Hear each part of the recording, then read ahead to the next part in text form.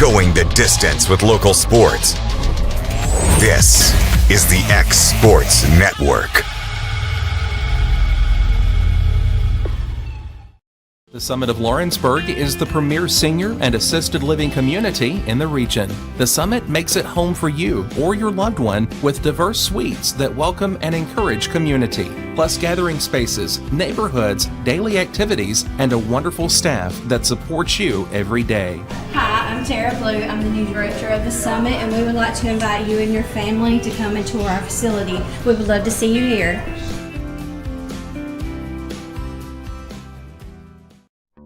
There's no job too big or too small for Gonzalez Lawn and Landscapes. Owner Chris Gonzalez works hard to make your commercial or residential properties one of the neighbors will envy. You won't find a lower price anywhere else, and that's a guarantee. We offer mowing, landscape removal, small construction jobs, and more. Our team is licensed and insured to ensure the best work for Lawrence County and surrounding areas. Your satisfaction is our goal. We won't leave until you're happy. Call today to set up a free quote.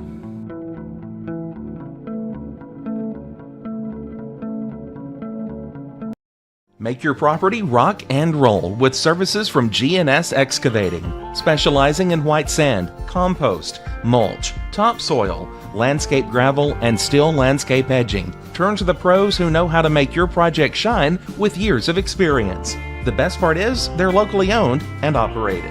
Choose from a vast selection of mulch and rock from their conveniently located facility at number 3 Valley Road in Lawrenceburg, just off Buffalo Road. Phone 931-279-3841 and get started today.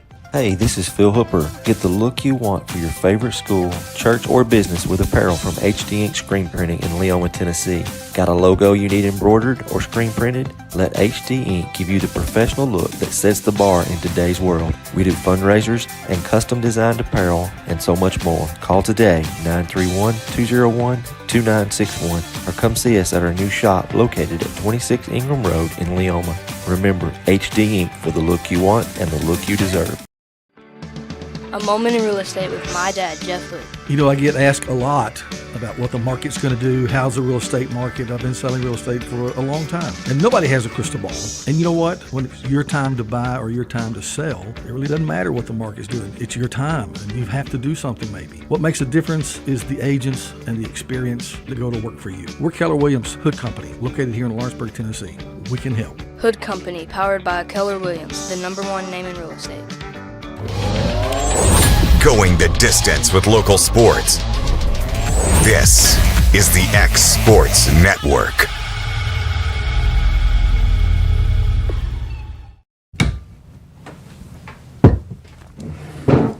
And welcome everybody into this Monday edition of the Mark My Words College Sports Show here on the X Sports Network. I'm your host, Michael Marks. Got Taylor Plott and Bryant Gobble with me today. And guys, we had some pretty big football games that went on this weekend that had some major implications. So just a bit, just a little bit.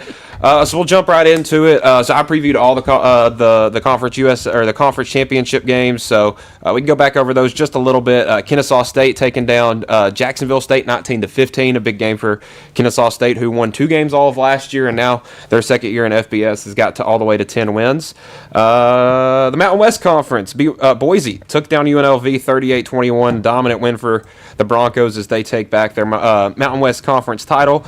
In the MAC, it was Miami of Ohio falling to Western Michigan 23-13. And now the rest of these games had some playoff implications, so we'll dive a little deeper into them. First in the Sun Belt, Troy and James Madison. This one, a final score 31-14, James Madison. And guys, they were dominant in that one, really all the way through. And they did most of their work in the trenches. Just absolutely outrushed Troy by, it was an absurd, it was like 340 yards. And it was 310 yards to like -30. I mean, it was just an all-around dominant game for the Dukes, and secured their 12th win in a Sun Belt championship. Yeah, that's pretty much how everyone thought the game would go too. Yeah. Not really a big surprise. I think the news going into the weekend was that was the game with the biggest spread. Mm-hmm. So that was just the most likely most likely outcome, and that's what happened. I didn't watch the game. I don't know.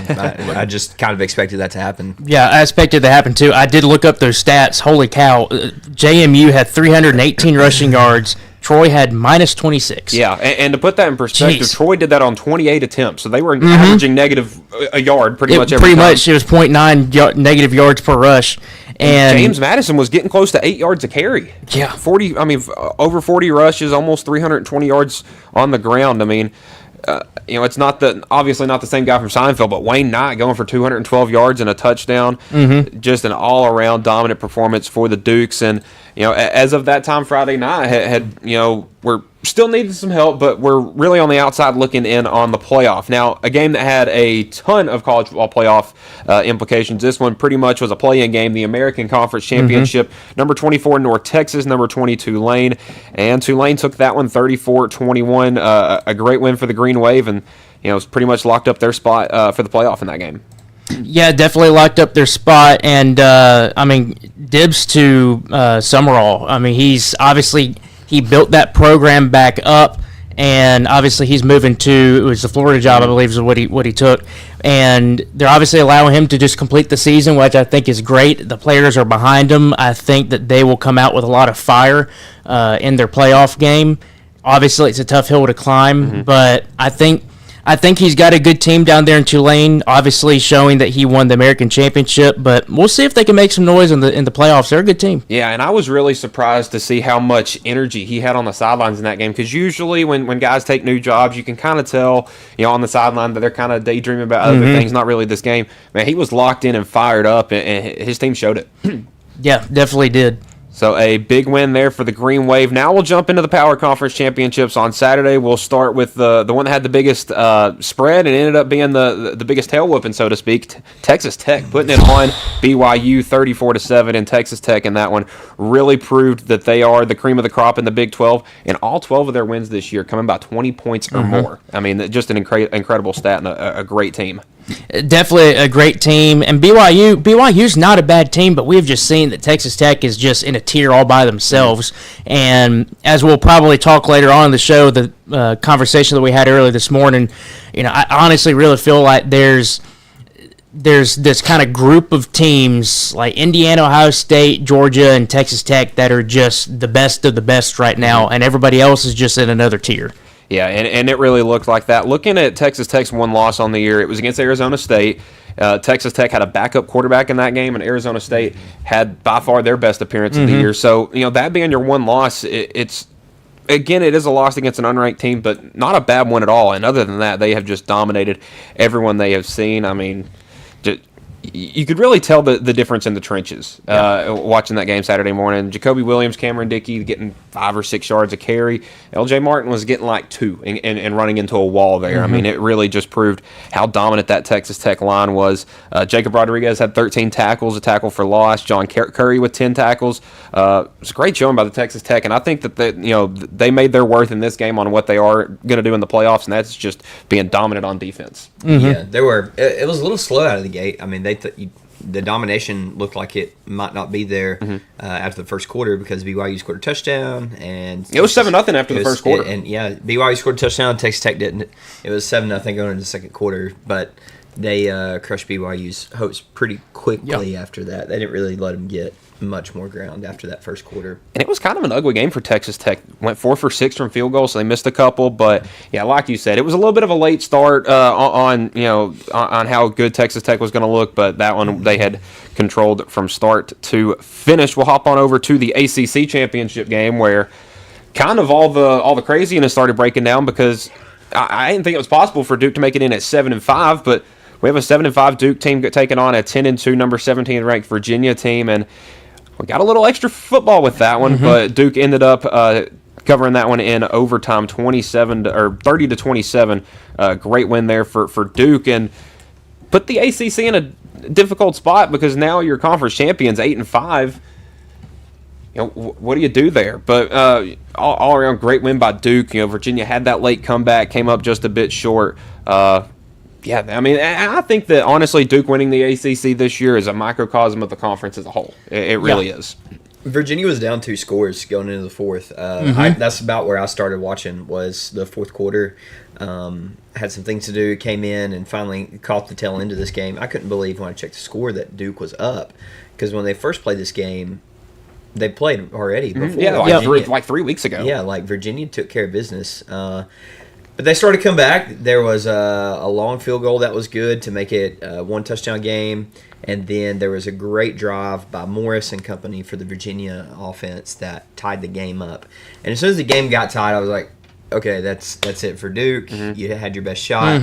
You didn't capitalize. But they came out in overtime and put a good job together. I don't know what Virginia's defensive game plan was, but it didn't work for that first possession of overtime, and then just not really a great throw. Like, it wasn't fourth down, I don't think, in overtime. I don't think it was a fourth down throw by Virginia. So you had to have a touchdown on the first play of the game, I guess, maybe. Like, not the game. First play of overtime. First play of overtime, like, he's trying to force it just where it doesn't need to go. Like, get rid of it and live to see another down. But I guess he was desperate because he knew they'd been trailing the whole game. And, like, man, we really got to force it.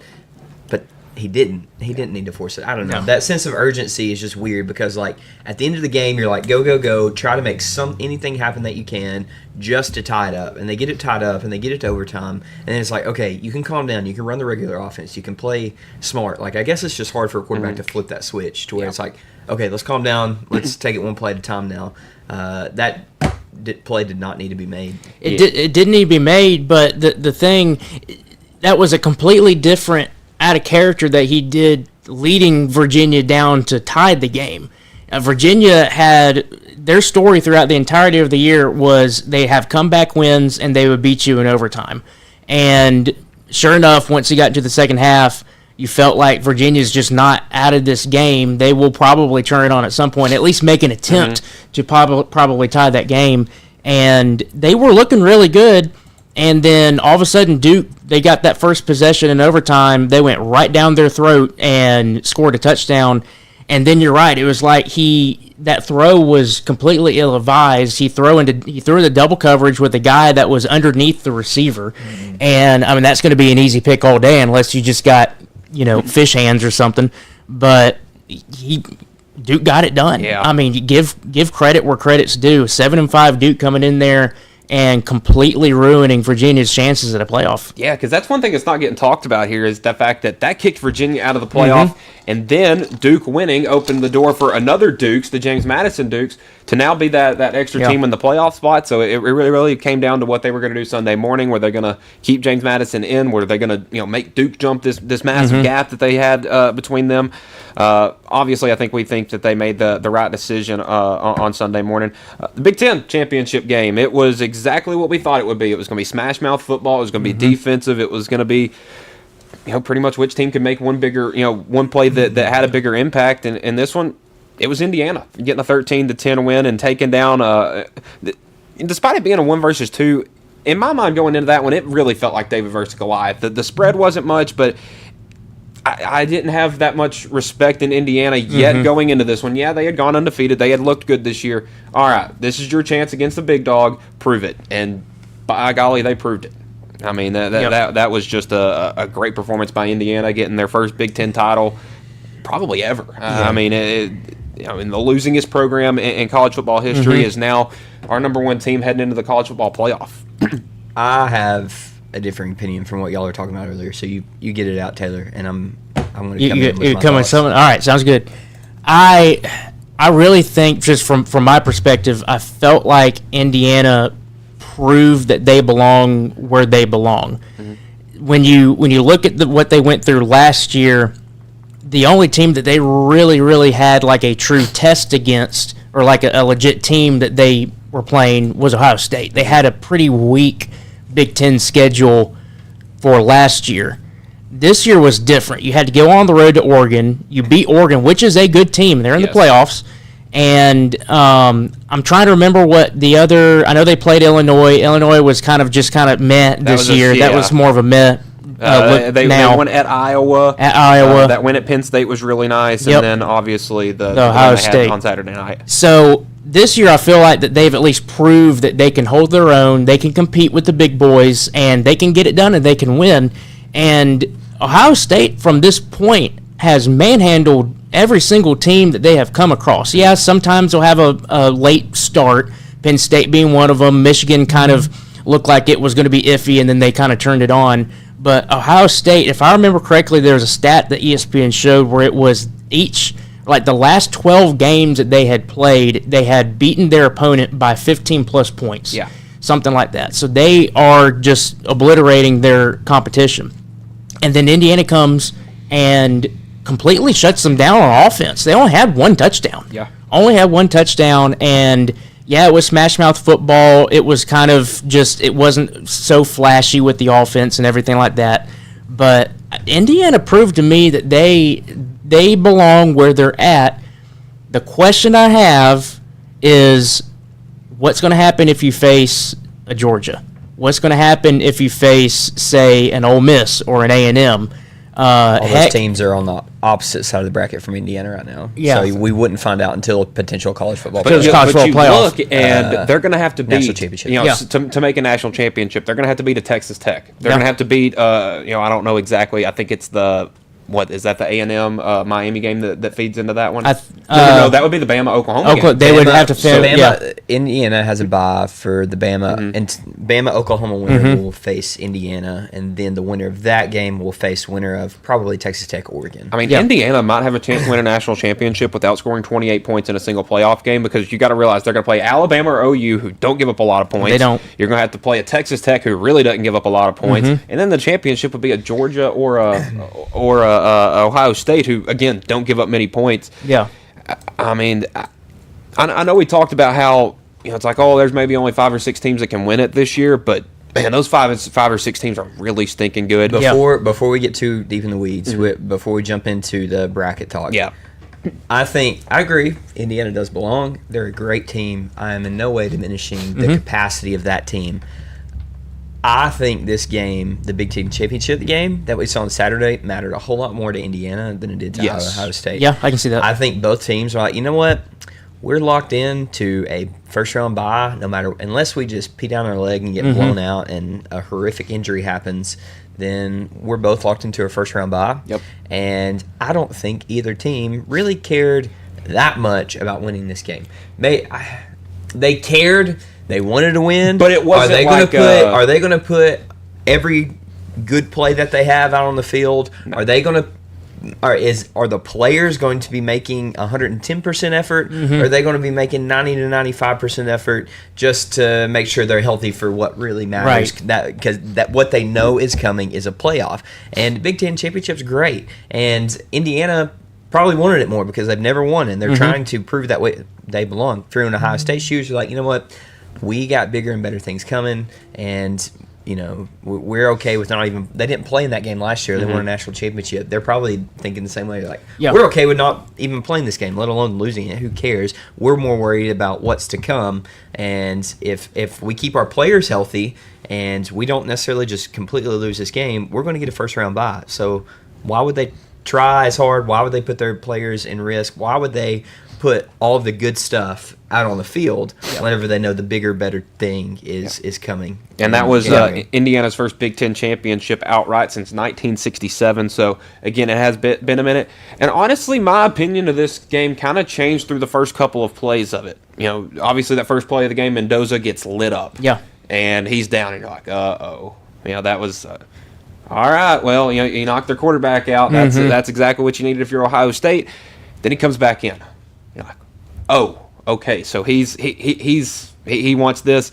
Once he came back in the game, I felt like it was a pretty safe bet that Indiana was gonna. Man, he made some good throws. Yes, it was just.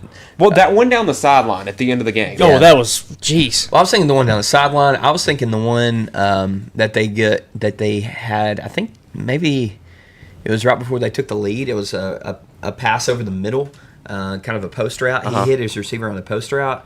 That was such a pretty ball. Like that thing floated out of his hand, but it wasn't like a moonshot. Like it was kind of on a line, as on of a line as it can be, going 50 yards. So it was.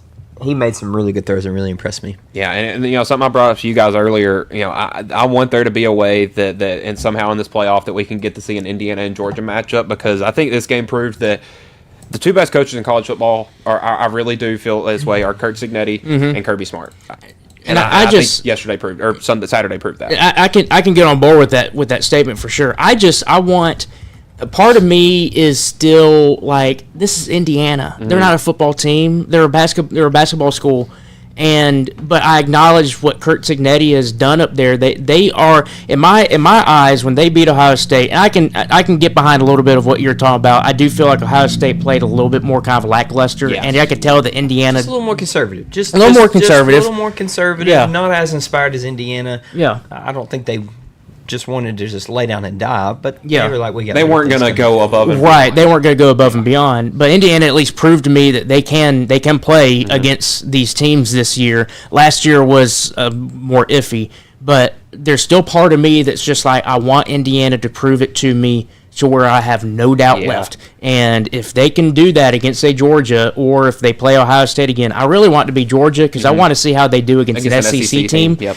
And if they end up beating Georgia, and that would be for the national championship game, I mean, dang. But and Curt Cignetti has coached 26 games at Indiana since he took over. And like I mentioned, the losingest program in Big Ten history. 24-2 is his record, and those two teams that he lost to played in the national championship that year. Yeah. So, I mean, so far he's proved that right now he's the best team in college football, and maybe last year was he the third or fourth best team? I mean, we really don't know because they got put out in the first round. Yeah. All right, so now the game that we probably all watched, the game that we had the most tied into, SEC Championship game, Georgia-Alabama. Bama was banged up, Georgia was banged up. It was going to be two injured lineups fighting for a SEC Championship trophy, and it goes to Georgia 28-7. Taylor, you're an Alabama fan, so I'll let you start with just some immediate thoughts on the game. Well, first off, I didn't get to watch it. I watched for maybe 2 minutes because we had a weather conference that we were at on Saturday, so I was just kind of keeping up with it on my phone with the stats. And within 30 minutes or something, I looked down and it's 14-0, and I'm like, just okay. Are we going to turn it on or what's going on? And 28-7, am I shocked by the outcome? Yes and no. Georgia feels like, and Kirby Smart usually does better in rematch games. I mean, that even went back to the national championship against Nick Saban, where we got it done against them in the SEC championship game, met them in the national championship game, and then they got the best of us. You know what's crazy? That's the only time he has beaten Alabama when he's played them twice in the same season. When he played them twice, so he is a lot better in the rematch games. And who knows? Depending on how things play out, there could be a third matchup. I don't think that's really going to be the case, though. But I mean, looking at these stats, I mean, obviously the big one that stands out, 16 rush attempts for -3 yards. That's not going to get it done no matter who you're playing. And the thing that is, honestly, Alabama has been leaking oil for the past, I would say, 4 games? Yeah. I think maybe 5 games. And one could argue 24 games. It could be 24 games. You could argue with that. It could be 24 games. There was a kind of a report that came out. I don't know how true it is, but it would make some sense, at least from a Ty Simpson perspective, that he got really, really banged up and hurt his back in the Missouri game. And he's been on, I guess, some painkillers or something going on. And ever since that game, he has not looked like what he had been prior to that. He was good against Tennessee. He was good against Georgia. And he was a Ty Simpson that we felt like, okay, this was the quarterback that you kind of expected. Yep. And then ever since that game, it just seems like it's been going downhill. And I'm not saying that he's obviously the reason for the lackluster of offense. There's all sorts of reasons. I still think there's offensive line problems. I think there's a running game problem. Yep. And I think that it's not just Ty Simpson. There's other things that are going on there, but hats off to Georgia. Like I said, they do better in those kind of revenge games, at least with Kirby Smart and against Alabama. So am I shocked at the score? Not really, especially with the way Alabama's been performing over the past handful of weeks. Am I a little shocked that we didn't get more than 7 points? Yeah, I'm a little shocked that we didn't get more than 7 points. I thought that if Georgia got 28, I think the score was going to end up being 28-10 or 28-14, something like that. But I tell you that this Bama team is not the Bama team that is going to make a run for the playoffs unless they change something very quickly. I think, yeah. I don't think they're going to make a big run. Yeah, and again, a big stat coming out of that: Bama -3 rushing yards the entire game. Ty Simpson 212 yards, a touchdown, and a pick. I'm surprised that they didn't give the ball to Ryan Williams more early in the game. They given it to him a couple times. He made some somewhat big plays off of it, and then they never really went back to him in the second half after that. Yeah, well, I completely agree with you. I saw those flashes. Like, man, he is so good with the ball. Fast. He's so good with the ball in his hand. I'm like, why are we not getting it to him more? That's the thing that I've been asking myself for the past several weeks. He has been almost non-existent in the offense since the Tennessee game, I think, roughly. And, I mean, he's the most versatile receiver that you have on the field. Yeah, you got Jeremy Bernard, that's really good. Cuevas, the tight end, obviously he's injured, but he's also been a good catcher on the receiving side. But Ryan Williams is your most versatile receiver. And I know that he's had issues with drop balls. That was an issue kind of earlier in the season. So I don't know. But most of these were them getting the ball to him like a handoff that's or a jet right, sweep, exactly. like something where it's him in space, and he was making good plays. He looked elusive. He's fast. He might not be the best pass catcher, but I figured they would have made more of an attempt to get him the ball. And I don't know why that hadn't been the case for so long now. It's like, all right, well, if he's not catching, get him on a jet sweep, get him on a little toss pass or something like that. Get him going. And I think that may have been a bit of a detriment in their offense, was just the lack of getting your skill players the ball in space. Because you look at it, your leading receivers in this one: Bernard, 6 catches, 62 yards. But then after that, it's your backup running back, your backup tight end, and then Ryan Williams. So it's not getting the best players the ball in space. And I will never forget and you've probably all seen the TikTok too, and Nick Saban talking about when he was in high school, leading his team down the field, and then what his high school player or coach taught him there at the end of the game. It was in big moments, don't think of players or don't think of plays, think of players. Yeah, I think that Alabama may have went away from some of their players in this one and started maybe thinking some plays would work, and obviously that did not work in the SEC championship game. Yeah, and that kind of makes sense with the way that Ryan Grubb likes to do offense. He is big on the type of plays that he does. He's very, and don't get me wrong, I mean, this is not a down on him. He creates some amazing plays. He's really good at just games on the line. I need to come up with a play here. He's really, really good at that. But you're right. It does seem like maybe there could be a difference between he really likes the plays versus, okay, I need to have this play for this specific player because this is who we need right now. And do you think that maybe the lack of run game this year has been a bit of a detriment to his offense? Is the fact that there's no run to complement the pass, that may be why Bama's offense has struggled the past couple of weeks? That's what I was waiting to say. I think that was why Georgia had success in stopping the outside things. Like they can't continually go to the outside without establishing a run game first. And Georgia didn't have to try very hard to stop the run game because Alabama's just not great at running the ball. So, I mean, they had how many rushing yards? I would say if you take out the sacks, it was around 15. Yeah, but even before then was not great. Negative 3, -3, and then if you take out the sacks, less than 20, 25 for the whole game. Yeah, for the whole game. I mean, you're not setting yourself up for success. Hill had 4 carries, Deere had 3, and then if you take out Simpson's sacks, he had 3. Yeah. I mean, Georgia can hedge on the outside and be like, you can't run it up the middle, so I'm going to put my guys out here and make sure you can't pass either. We're fine. I guess you try to extend over the top, but the offensive line can't protect long enough to go over the top. So, I don't know. It didn't look good. I'm just like, what changed from the Athens game to just down the road, a couple months later to where they play in Atlanta? And it just looks like a completely different product. It's a completely different product, and you can say injuries are a factor. How much of a factor? I'm not really sure.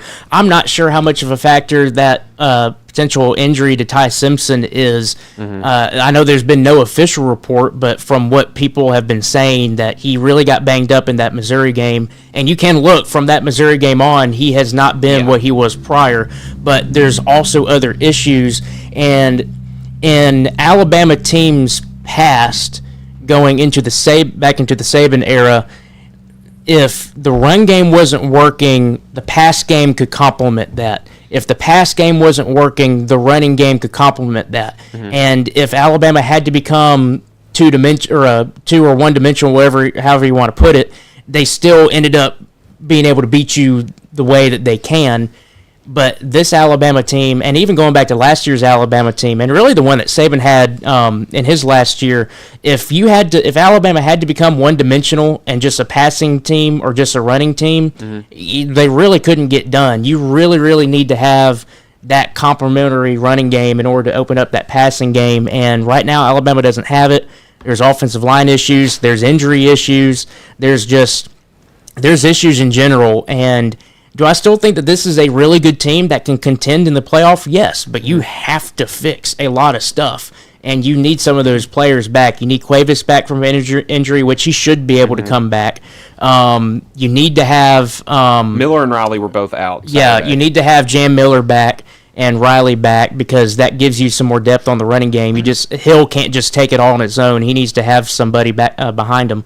But this is still a good team. Yeah. You just got to fix some things. I don't know if they're going to be able to fix them. Yeah, and what really amazed me through I would say I was only able to watch the first half of this game was the way Georgia controlled the field position. Because there's some times where they had the ball around their own 35-yard line where it was 4th and 3, and most teams in the country are going to go for it. Well, Georgia punted it, pinned it inside the 5, and then when Alabama punted it back to them, they had it at midfield. Right. So I was really impressed with the way Georgia and really all three sides of the ball. I mean, the offense, defense, special teams really did what they needed to do, and secured the SEC championship for them. All right, so we're going to take a quick break. When we come back, we are going to look at the college football playoff top 12. We'll look at some of the matchups, some of the controversy that has to go with it. So that will be when we come back on the Mark My Word Show. Going the distance with local sports. This is the X Sports Network.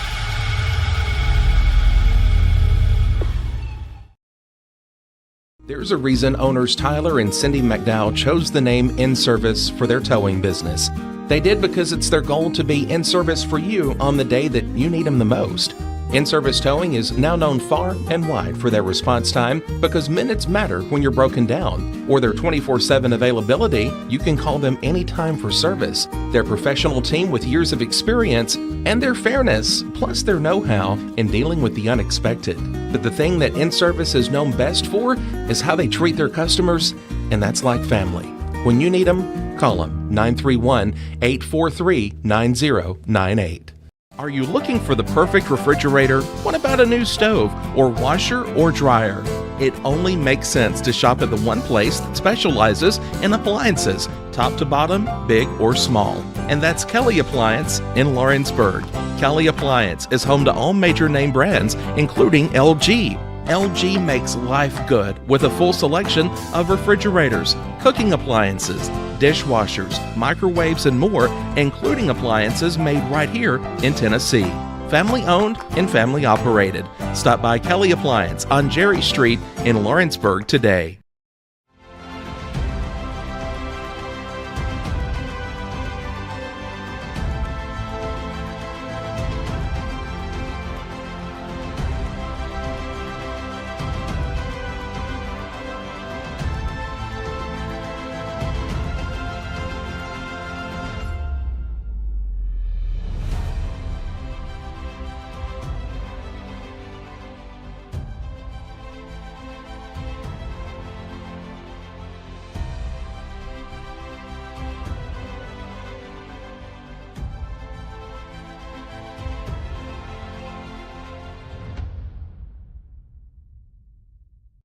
At Lawrenceburg Federal Bank, we're proud to be locally owned and operated, because we're not just a bank, we're family. When you call, you'll be greeted by a friendly representative who's ready to discuss your banking needs, as well as offer our competitive rates on CDs and money market accounts. Our loan decisions are made in-house and never sold to a secondary market, because our commitment is simple: you matter to us. At Lawrenceburg Federal, we offer all the conveniences of larger banks with a personal touch. Join us at Lawrenceburg Federal Bank, where community, trust, and service come together. Going the distance with local sports. This is the X Sports Network.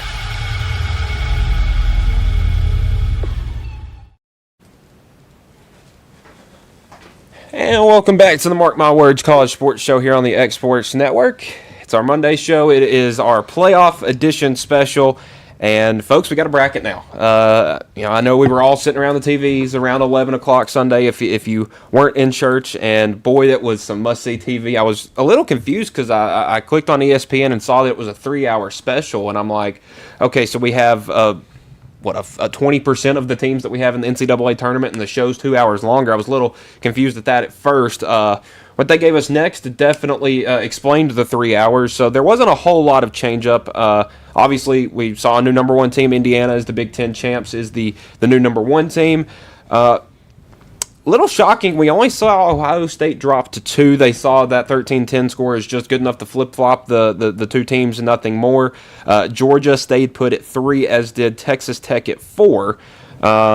Both winning their conference championships and securing the first-round byes, so those will be Indiana, Ohio State, Georgia, and Texas Tech. The next 4 teams will host playoff games, and those stayed the same from the rankings on Tuesday as well, with Oregon at 5, Ole Miss at 6, A&M at 7, and Oklahoma at 8.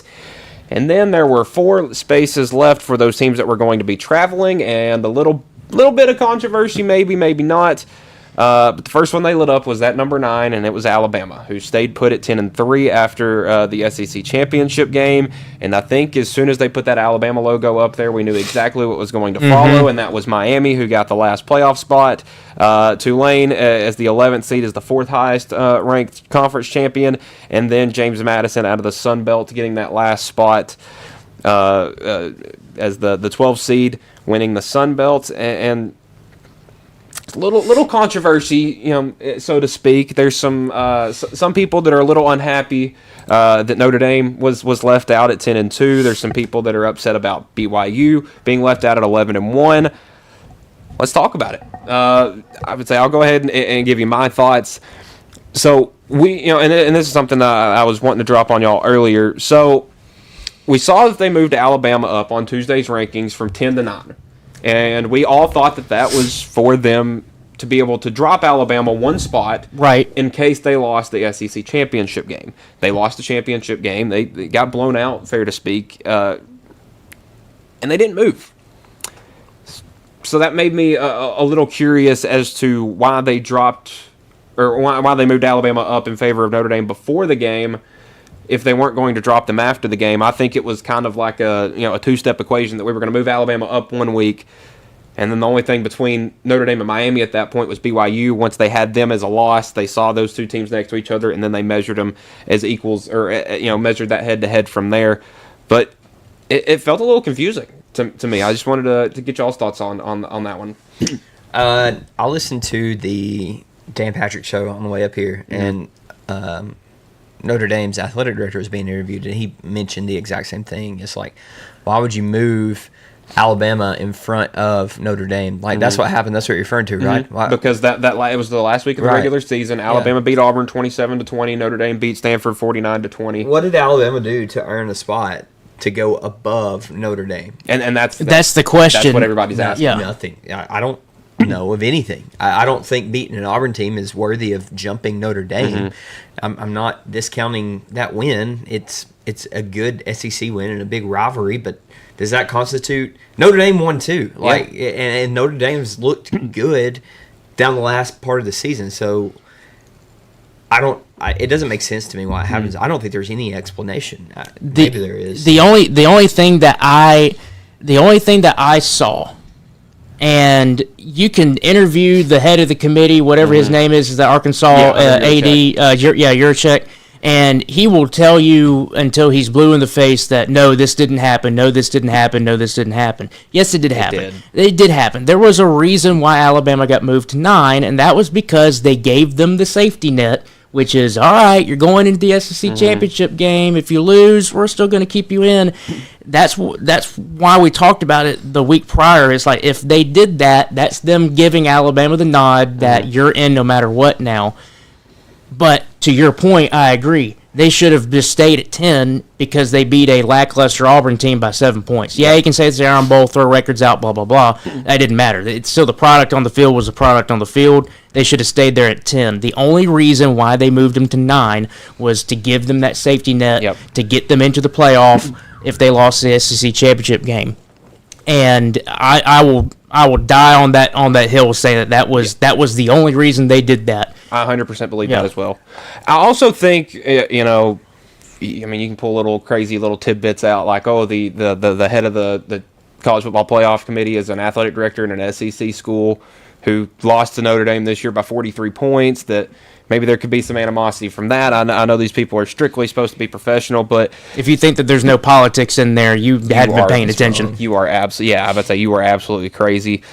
How much politicking do you think goes on inside that room? Because I'll see if I can pull up the committee, because it is a pretty wide variety, but it does feel like they give some teams the benefit of the doubt over others. They do. There's definitely politicking involved. Is it politicking to the point to where you could say that it's rigged to the point to where it's just bad, and it's just no good? I don't think so. I think that there's still, I honestly, looking at the bracket, yeah, you can make an argument on whether a 10-3 Alabama should be in over a 10-2 Notre Dame, especially with Alabama struggling down the road. But from a whole, especially with that head-to-head issue that we were talking about with Notre Dame, Miami, and Miami getting the nod, I feel like they got the bracket right. It was just how they went about it.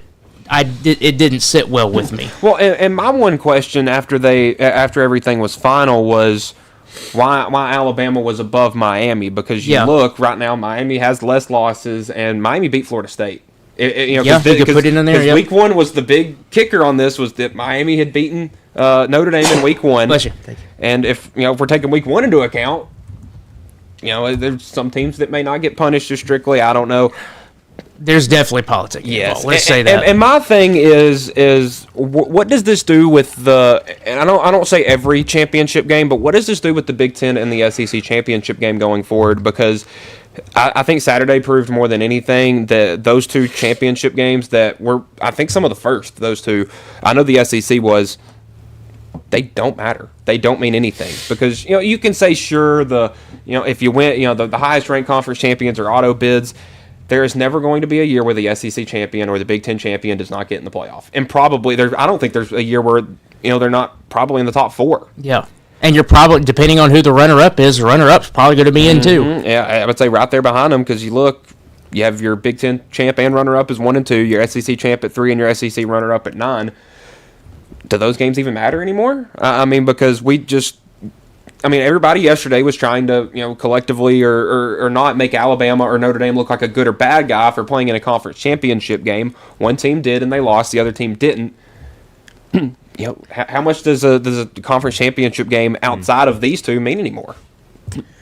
I don't guess much. I don't know. I'm looking at the rankings here, just trying to think my way through this. I think nobody's going to argue with Indiana, Ohio State, Georgia, Texas Tech being 1, 2, 3, 4. No, but I don't think anybody's really stirring a fuss over Oregon, Ole Miss, A&M, and Oklahoma rounding out the top 8. I think that's fine. The proof and the body of work is there, and the eye test is there. All those teams look good. So we're arguing over Alabama, Miami, and Notre Dame. And maybe BYU a little 9, bit. 10, and 11. I think BYU's, everybody's like, okay, you lost twice to Texas Tech. You got embarrassed this second time. That's fine. If they wouldn't have got embarrassed, I guess you could make an argument. It's like, well, you need to hold them to the same standard. They played in a conference championship game, right? But I guess that's a different. Well, that's the thing. They didn't move Alabama back, but they moved BYU back to put Notre Dame and Miami next to each other. But BYU got embarrassed though, and they did, and they didn't redeem themselves. Like Alabama at least beat Georgia early in their year. True. And they split the regular season. Like BYU didn't split with Texas Tech. Nope. They weren't really competitive. They got dominated both times. They weren't really competitive. So in my mind, I think, okay, I'm okay with you putting Alabama above Miami. I think I can. Well, I think right now, if those two teams played on the field, that I think Alabama's a better football team. I really do. Yeah, I'm fine with that. Miami's losses are to Louisville and SMU, and those are two good teams. But I guess the committee, this is where you get in the conversation, does the committee value better wins or better losses? Yeah. And in this case, Alabama has better wins throughout the regular season. With, you can name any of their SEC wins. I guess their biggest one is at Georgia. Yes. Right? So I'm okay with you putting Alabama above Miami. You can't put Notre Dame above Miami. I'll say it till my face is blue. Head-to-head has to matter. Yes. Now, does Notre Dame get in over Alabama at that point? No, because we just said Alabama's better than Miami. Yep. So I get why Notre Dame has been left out in favor of those two teams. Mm-hmm.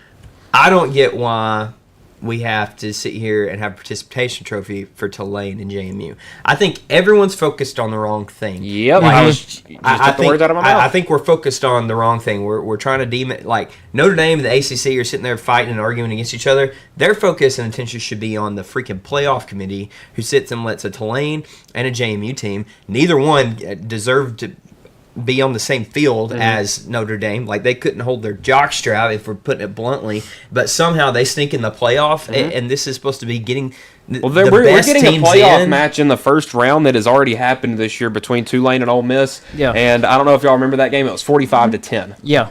I'm about to say, you took the words out of my mouth. The real bad guy here isn't Alabama, isn't Miami, isn't the playoff committee. It's the rules that allowed Tulane and James Madison to be put into the playoff because, listen, 9 times out of 10, probably 99 out of 100, if you put Notre Dame and BYU on a field against Tulane and James Madison, Notre Dame and BYU are going to win that 99 out of 100 times.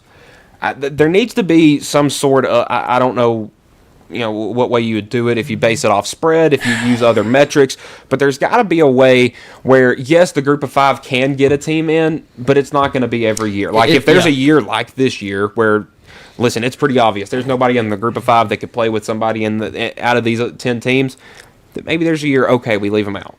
The thing that I always get behind is you have told us from the beginning of the 4-team playoff, you're getting the 4 best teams in. All right? The words that you used are 4 best teams.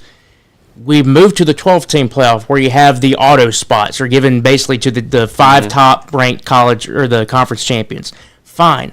But you're still calling it the 12 best teams. Yes. They are not the 12 best teams. Vanderbilt's better than JMU. Tennessee's better than JMU. Heck, Duke's probably better than JMU to an extent. I think Duke's playing really, really well now. They could probably beat JMU. They're not in the playoff. You cannot tell me that these are the top 12 teams. These are the top 10 teams this year. Top 10 best teams plus 2 tag-alongs that say, all right, you did good, buddy. Let's just come on over here. You can get to play with the big boys, one and done, and we'll say bye. Because I think teams like last year's Boise team, that Boise team deserved to be in the playoff. That one was a difference. That they may have been a top 12 team at that point in the year. But this year, I don't think Tulane or JMU either are on that level, because you look at that BYU team, they killed everybody, and their one loss was a 7-point loss at Oregon, who was the number 1 team in the country at that point. My beef with that is because of what I just said. You're telling us that this is the 12 best teams. It is not the 12 best teams. Now, if you come out and say we're going to put the 10 best teams in, and then there's going to be these 2 group of 5 teams that get like an auto bid, whoever the 2 best group of 5 teams or 1 best group of 5 team, whatever, okay.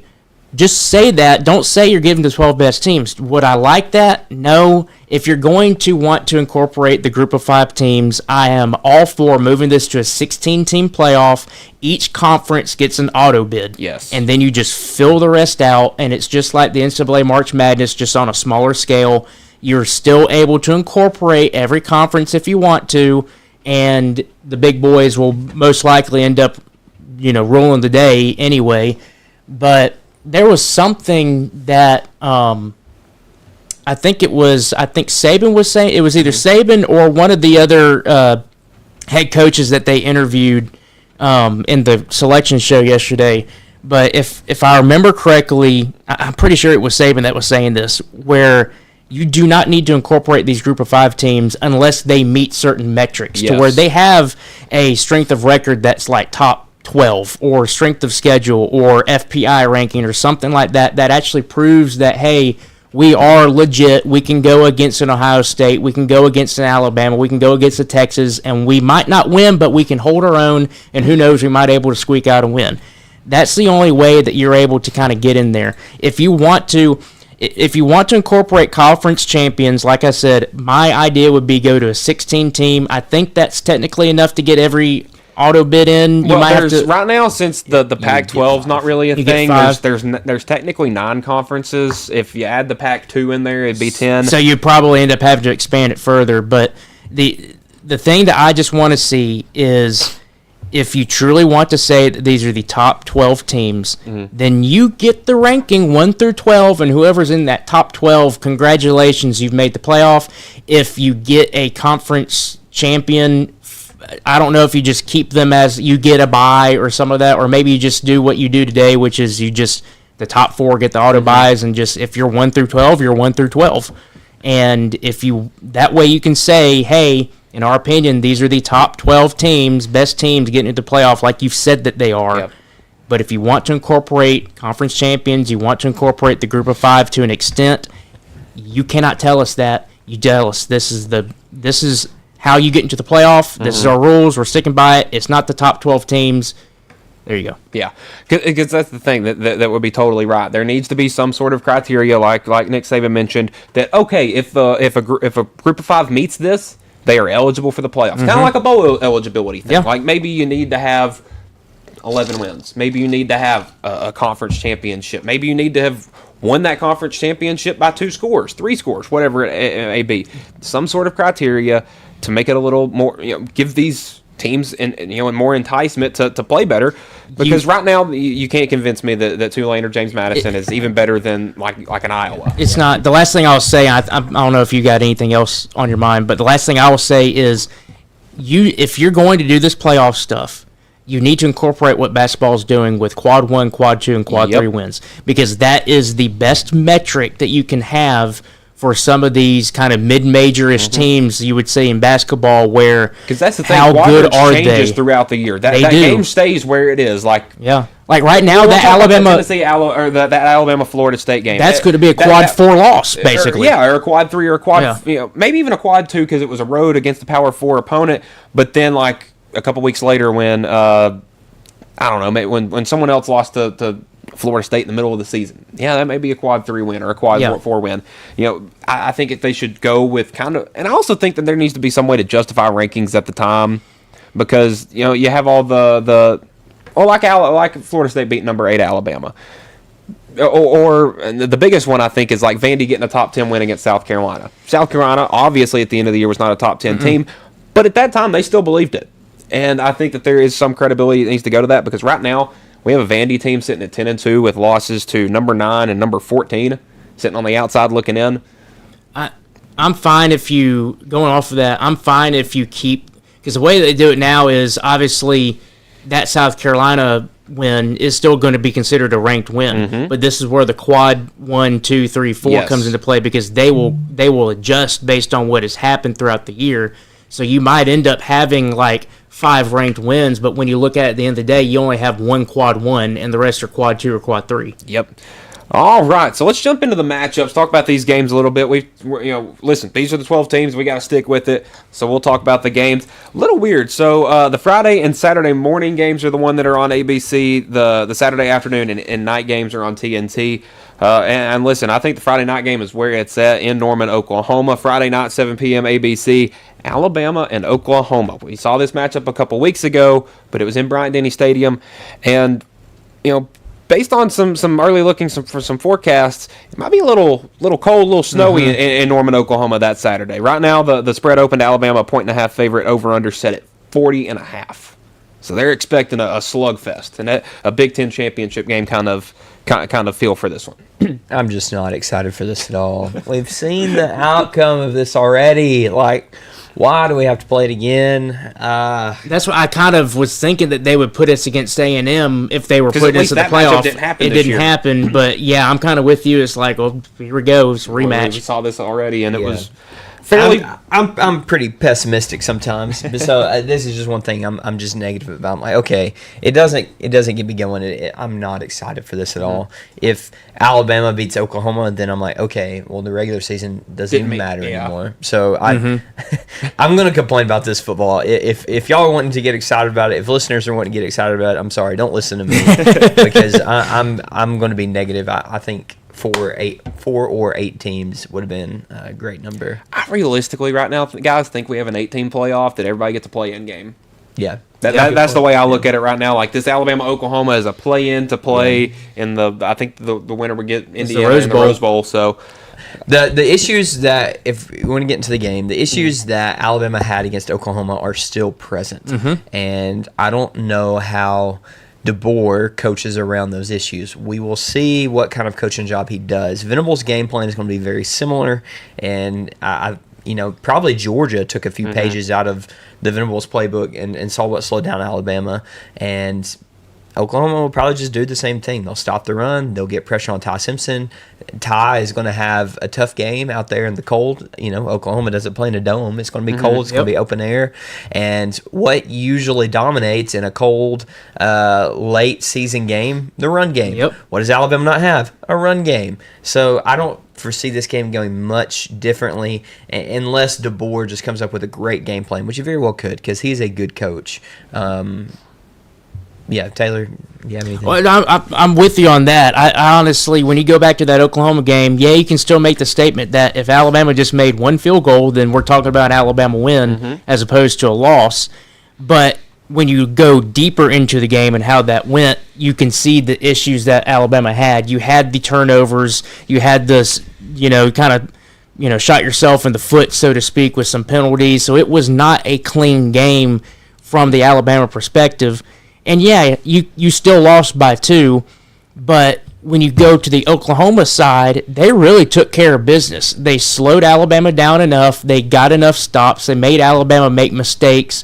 You made them. They missed a field goal that was crucial. But Oklahoma did what they needed to do to, one, be in that game and to win that game, and they did. That was at Bryant Stadium. Yep. This is in Norman, Oklahoma, where it is most likely going to be cold. And you look at the miscues that Alabama has right now, and you just, from my perspective, I'm going into this game thinking we have to turn things around immediately if we are to win that game and have a shot at possibly competing against an Indiana team. Because right now, I will tell you, if you put Indiana and Alabama on a field together, Indiana's probably winning, I would say, 9 out of 10 times right now. And see, that was the thing. This 8-9 game last year, that was the Tennessee-Ohio State game. Not a whole lot of people had hope in Oregon. It was like, whichever of that Tennessee-Ohio State wins will probably fare pretty well against Oregon. This year, it's kind of the other way around. It's neither one of these teams' offenses have been up to par. Oklahoma's definitely not. Alabama's just kind of slowed down. Their defenses are really good, but they've been a bit banged up. Which team's going to be closer to 100% by game day? You'd have to say Oklahoma because of the extra rest and the one less game, but how much of that's really going to play a difference? I don't know. There's, like I said, this Alabama team is still a good team. They proved it because they went through the gauntlet that they did, and they came away with like 4 straight ranked wins. And I mean, they have proven that they can be a top tier team this year. It's just there's miscues that have really started to kind of come to the front, and if you're able to fix those, then yes, I think that you have a good shot at going into Norman and getting a win. You probably have a decent shot at beating an Indiana and making your way to the championship game, but there's so many hills that you have to climb to do that. So that's where I'm sitting back. I'm thinking I can see this Alabama team, if they get back to what they did, they can play and they can beat anybody. But if they don't, then it's going to easily be a one and done. I think Oklahoma would get it done, and then who knows what happens in the Indiana game. But I don't know. Obviously I would root for a win because Bama fan. That's that's going to be the case. But from a realistic side of myself, looking at this game, Alabama's got a tough hill to climb. I think it's going to end up being a decent game, but I don't know. Yeah, and in my opinion, I think a game this low scoring is a toss-up because quite literally in this game, one big play is the difference. It will be the difference. Which team hits that big play or doesn't hit that big play. And that was kind of the case with the first matchup. Take the pick six out of it. It's a completely different outcome. Completely different outcome, yep. All right, Miami at Texas A&M. This one at 11 a.m. in College Station on ABC. Texas A&M, an early 4-point spread. Favorite, the total set at 51.5, so a little more offense in this one. Honestly, I don't really know how to judge these two teams because Miami hit that skid in the middle of the year, and when they lost to Louisville, when they lost to SMU, and they didn't look good. But realistically, guys, their last 3 games of the season, That's a complete. That was the Miami we saw week 1 through week 5. That was a really good Miami team. Given they didn't have the craziest competition, but they still looked good. Texas A&M has kind of looked a little slow lately. They had that game against South Carolina where they needed a 27-point comeback to come back and win, and then they lose their last regular season games to Texas. Quite frankly, I think these two teams are heading in different directions, and it may not be the way that Texas A&M wants it to go. I think A&M is benefiting tremendously from home field advantage here. Yep. Carson Beck has played in the SEC, so it might not bother him as much walking into College Station. And played there before. And I know that's a different animal. Right. So it might not bother Carson Beck as much, but do the other players that have been playing in the ACC their whole career be a little more affected by the noise level, by the chaos that comes with playing in College Station? I like A&M here. I'm not too impressed by Miami. Maybe this is just my SEC versus ACC bias. And I'm probably about to say something very similar to that. Is I do like Texas. The only thing that Miami has had over some teams this year is their physicality in the trenches. I don't think they're going to have it over A&M in this one. You look at A&M; they have done a really good job protecting Marcel Reed. They have done a really good job getting at other quarterbacks. Cassius Howell, defensive end for A&M has been really good. But I look at these teams a lot of the same way. Like they both have, some young shifty receivers they like to get in space. They both have really good edge rushers. They both have, sort of unproven quarterbacks, so to speak. I mean, these are honestly one and the same team.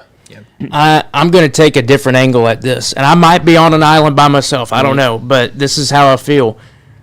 I think this A&M team, if you had to go through the bracket, excluding the group of 5 teams, you had to go through the bracket, and you had to pick a team that you could say is the potentially most fraudulent.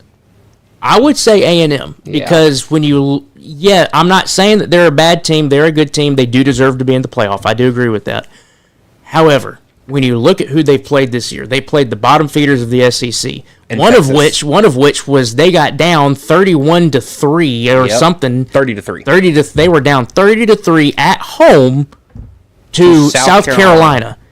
And, you can say South Carolina came into the season. They were preseason ranked like 13 or something like that. But still. You watched them on the field. They were,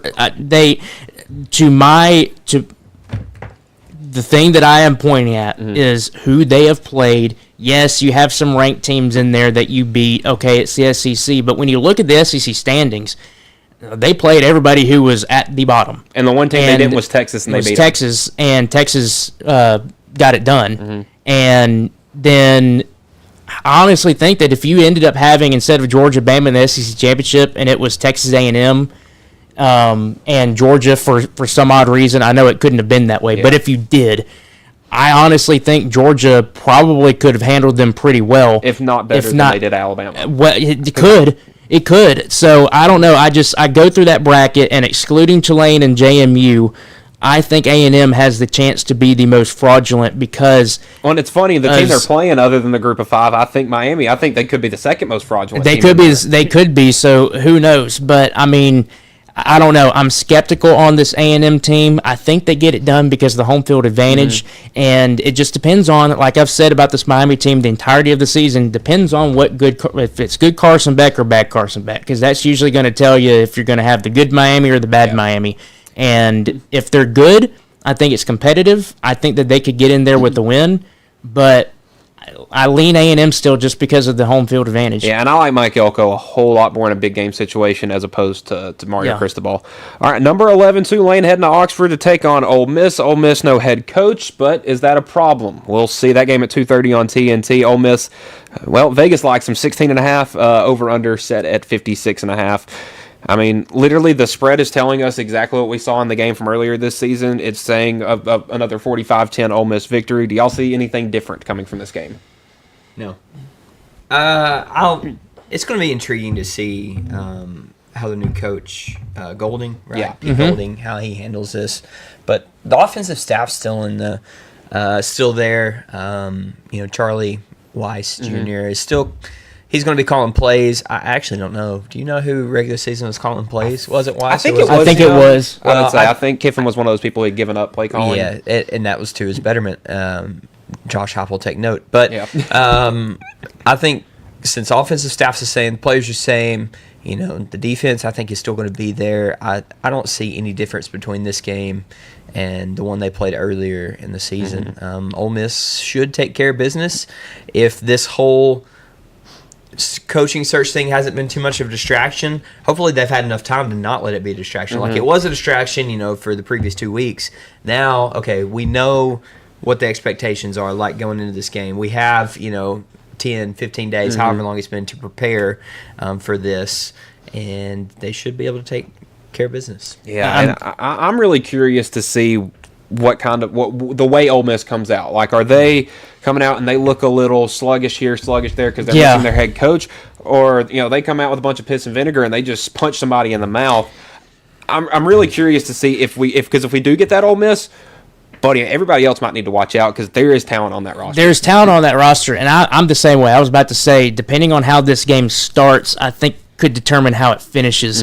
Where if Ole Miss comes out and they're playing like a little lackluster, blah, blah, blah, and Tulane just comes out playing with like their hair's on fire, and they end up getting up like 17-0, I mean, at that point, watch out. Tulane might actually get it done, but by everything stat-wise, by everything on-field-wise, the talent and everything favors Ole Miss.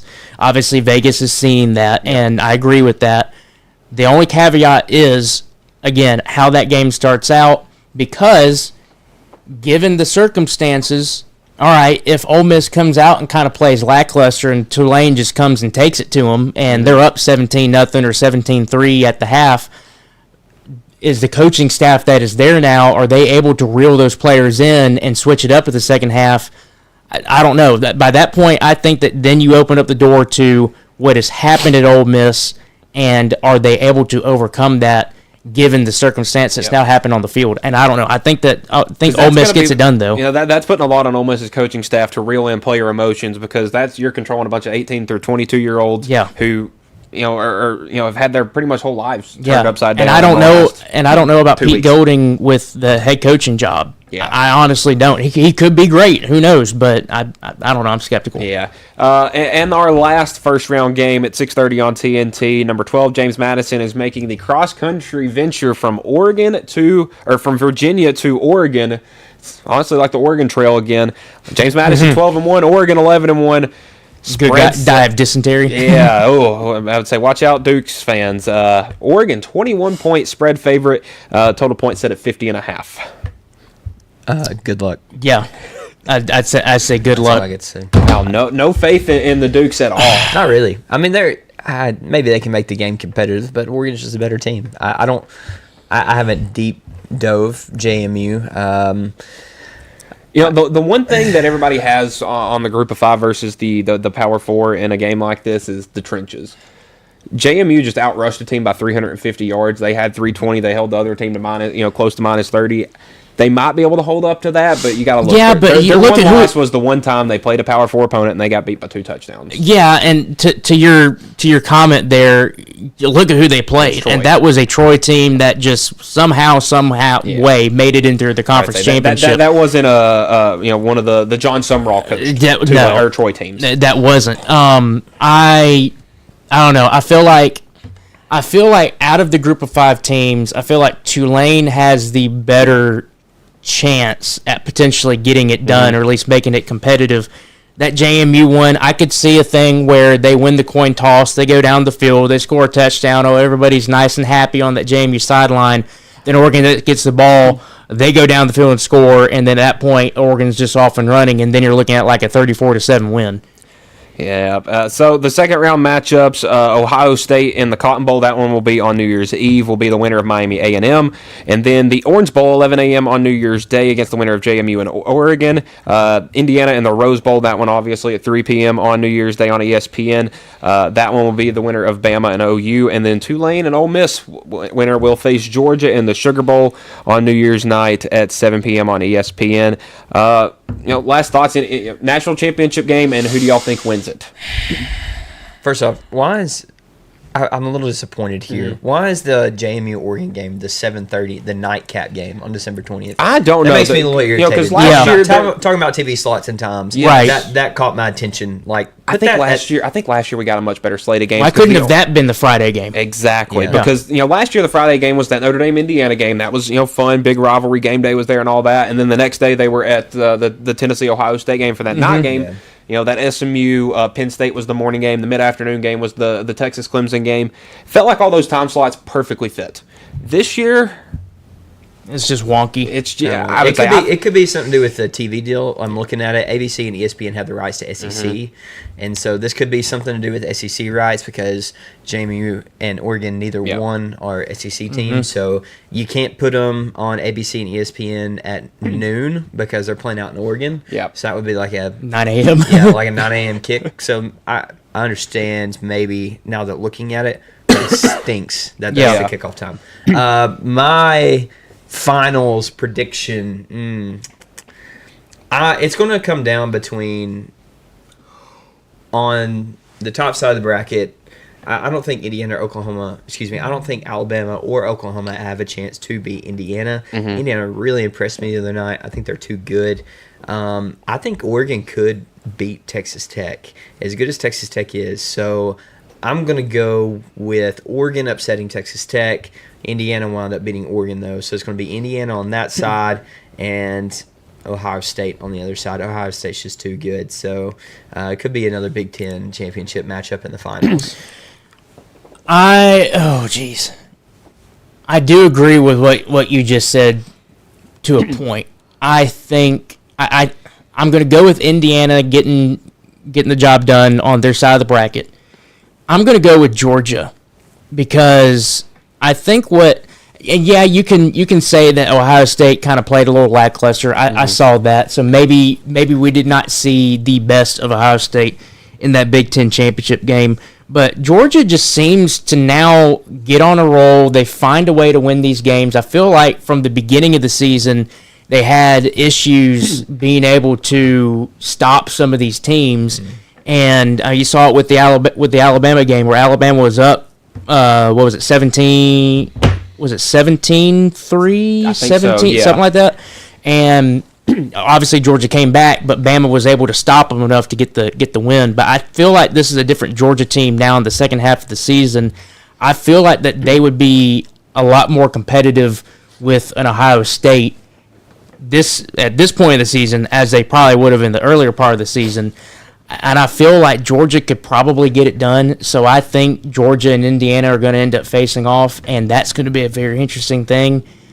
Oh, jeez. And see, I was right there. I'll go with Georgia. Indiana. I'll go if I had to make a pick right now, I would go Indiana, Georgia for the championship game, and I think Georgia gets it done close. And I'm going to go with a little bit of a sleeper here. I said I wanted to see Indiana, Georgia, but you just said that matchup. I'm going to switch it up a little bit. I think a lot of people are really, really underrating Texas Tech. I think that they have a middle-of-the-road quarterback as opposed to, based on most of these playoff teams, but I think they probably have the second or third best defense up there with Ohio State and Georgia. I just think Ohio State is liable to make a mistake when it comes to a field goal or a small mishap like that, especially if it's against a team like Georgia again. I'm going Texas Tech and Georgia in the national championship, and I'll take Georgia to win it. God, that would be interesting. Oh, yeah, I just think we're conflicting. We're conflicting right here with Texas Tech and Oregon. I'm kind of picking Oregon. You're picking Tech. Nobody's giving JMU a chance. All right. Yeah, not one bit. Not one bit. We'll see if the Dukes can do it. So that will do it for the Monday edition of the Mark My Words College Sports Show and the X Sports Network. We'll be back Wednesday to break down some college basketball that happened over the weekend and much more here on the X Sports Network. Going the distance with local sports. This is the X Sports Network.